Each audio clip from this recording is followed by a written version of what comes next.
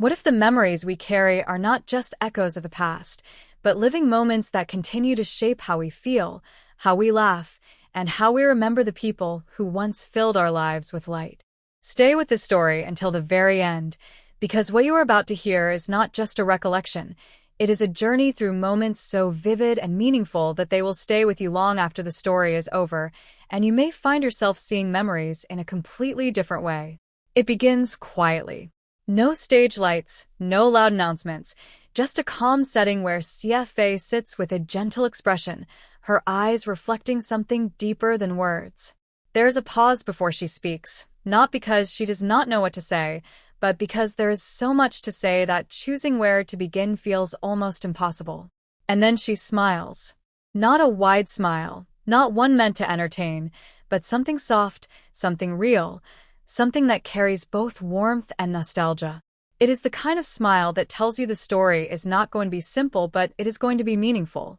She begins to talk about Yu Menlong. Not in a formal way, not like a scripted tribute, but like someone remembering a friend, a companion, someone who made ordinary days feel extraordinary in the smallest and most unexpected ways. The first memory she shares is not dramatic. It is simple. A moment behind the scenes, early in the morning, when everyone else was still waking up, still adjusting to the rhythm of the day. She recalls how Yu Menlong would always arrive with an energy that felt impossible to ignore. Not loud, not overwhelming, but present in a way that lifted the entire atmosphere.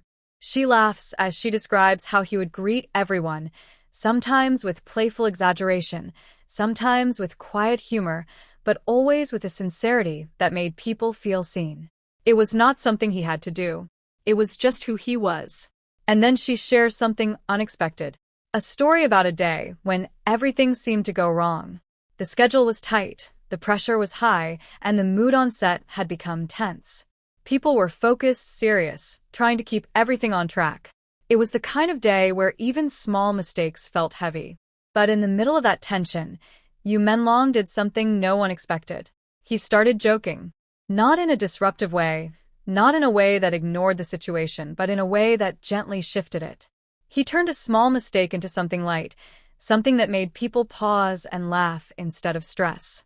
At first, it was just a few smiles, then a few more, and before anyone realized it, the entire atmosphere had changed.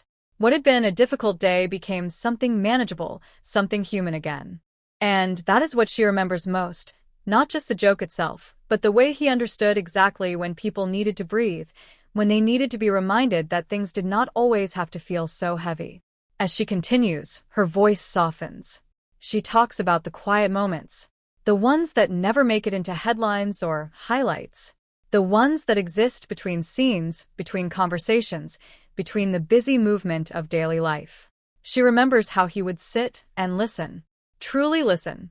Not waiting for his turn to speak, not distracted, but fully present. It is something she emphasizes, something she repeats in different ways, as if trying to make sure it is understood just how rare that kind of attention is. There was a moment, she says, when she was unsure about something personal, something she had not planned to share. And yet, somehow, in his presence, it felt natural. She speaks about how he did not rush her. He did not try to fix everything with quick answers. He simply stayed there, steady, calm, allowing her to find her own words, her own understanding. And in that moment, she realized something. That sometimes, the greatest thing someone can offer is not advice, but presence. The story shifts again, this time to something lighter. She recalls a moment during a break when he decided to try something completely unexpected. A small challenge, something playful, something that had nothing to do with work. He insisted that everyone join. At first, people hesitated, but his enthusiasm was impossible to resist. What followed was laughter, genuine and uncontrollable, the kind that makes time feel like it has slowed down. People forgot about schedules, forgot about pressure, and simply enjoyed the moment. She describes how he laughed too. Not just at others, but at himself, never taking things too seriously, always finding a way to turn even the simplest activity into something memorable. And then there is a pause. A longer one this time. Her expression changes slightly, not with sadness, but with something deeper, something reflective. She begins to talk about what those moments mean now, how they stay, how they return in unexpected ways. A familiar place, a certain kind of light, a small detail that suddenly brings everything back. She says that memories are not just about looking back. They are about carrying forward, about keeping a part of someone alive in the way you think, the way you respond, the way you find joy even in difficult times. She shares one final memory, a simple goodbye at the end of a long day. Nothing dramatic, just a wave, a smile, a quiet understanding that tomorrow would bring another set of moments, another chance to create something meaningful. At the time, it felt ordinary.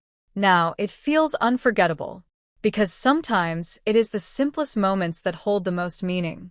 As she finishes, there is no dramatic conclusion, no attempt to turn the story into something larger than it is. Just a quiet acknowledgement of what was shared, what was experienced, what continues to exist in memory. And in that quiet ending, there is something powerful. A reminder that the people who bring light into our lives never truly leave. They remain in the stories we tell, in the laughter we remember, in the moments that shaped us in ways we may not fully understand until much later. So now, as you think about everything you have just heard, consider this. What memories do you carry? Which moments have stayed with you, shaping how you see the world, shaping how you connect with others? And if this story made you feel something, even for a moment, then hold on to that feeling because it is a reminder of something real, something meaningful, something worth remembering. To lead naturally into another, like a path that had always been there, waiting to be walked again. She leaned back slightly, her expression softer now, but also more open, as if the weight of holding those memories quietly had been lifted. And then, without any need for prompting, she continued. This time, she spoke about the unexpected things. Not the moments everyone saw, not the ones filled with laughter in front of others, but the small, almost invisible details that revealed who Yu Menlong truly was when no one was paying attention.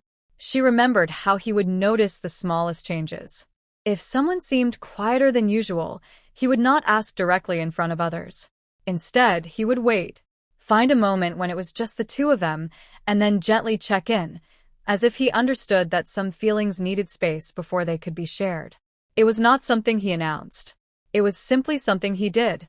And that, she said, is what made it so meaningful. Because kindness that is not performed, kindness that exists quietly, is the kind that stays with you the longest. She paused again, but this time there was a faint laugh. A memory had surfaced.